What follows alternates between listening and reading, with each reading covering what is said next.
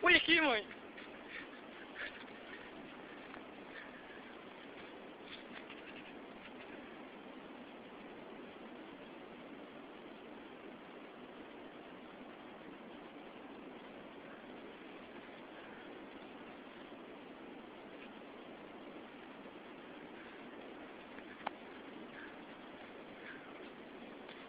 Oi, eu não acredito, mãe. Pegou isso aqui, tá no meio.